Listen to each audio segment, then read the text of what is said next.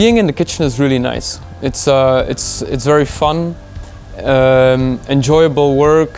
So what happens is, kind of the schedule is liable to change, but normally we have breakfast at 9:30. That means that depending on who I'm working with and whether or not I'm working alone for that day, I start either an hour or an hour and a half in advance. Breakfast usually consists out of an abundance of fruits, very nice fruits, bananas from the garden. We've had one papaya from the garden, a very rare but precious gift. But we have beautiful papayas from the market, jackfruits, and mango, a lot of mangoes. So we work with that. Then from the market, Lorena brings papayas, she brings other fruits. We make kind of oatmeal with that. We make kind of dried nut fruit mixes. We can soak that.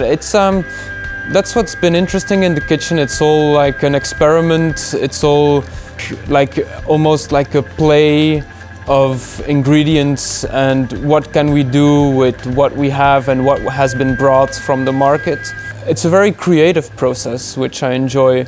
So there's these challenges and changes that happen. Sometimes we have a lot of food, sometimes there's less food. So it's just how you play with all that. Then we have a break, which is when most of the other volunteers do their daily chores. Also, this is also liable to change, but usually we have lunch around 3. We start at 2 or at 1, between 1 and 2. Lunch exists out of a lot of vegetables. Local vegetables like jicamas are nice to work with. That's a fruit. I mean the chayote. Chayote is interesting to work with. Then we've so many chilies that I love that. Like chipotles and poblanos and all these serrano, I don't know, a bunch of them. There's a beautiful picture with all the chilies listed.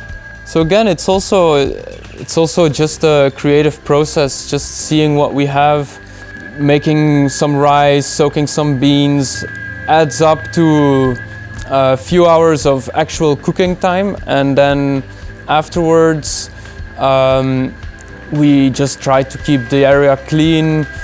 We prepare, maybe think ahead of what kind of meal you want to make the next day so that you can soak certain lentils or beans. There are certain ceremonies like ayahuasca that when Lorena does a retreat, there is a change in the diet. In the sense that they try to avoid stimulating foods, but not only foods, like any kind of stimuli in general is avoided as much as possible, like coffee or cigarettes, or this applies to food also. So salt, sugar, chilies, like stimulating spices like pepper, garlic is avoided, onion is avoided, so it becomes a more pure cooking style, which is also nice, but not always popular. I spend a lot of time in Asia, so actually I feel that even though I'm in Mexico and using Mexican ingredients, a lot of times I just make Asian meals. I'm not like I said, I'm not an experienced cook, so I just make fried rice, or I like making fried noodles. I like using soy sauce. So I would say I like preparing that. Like, I'm a vegan most of the time, and I really like vegan food. I enjoy the healthy aspect of it. Like, it really makes me feel good, it makes me, after months of eating so many fruits, so many vegetables, your body really has a positive reaction to that. And your mind also, I mean my mind at least. There's something really enjoyable, something really down to earth about it. And there's no need to worry if like a vegan diet scares you off. It's a very liberal community. There's room for adding some of your own supplements. Some people like to buy some eggs and prepare a bunch of eggs. I think preparing meat is kind of a touchy subject. But I don't know, there's places down the street that offer meat, and there's places in town.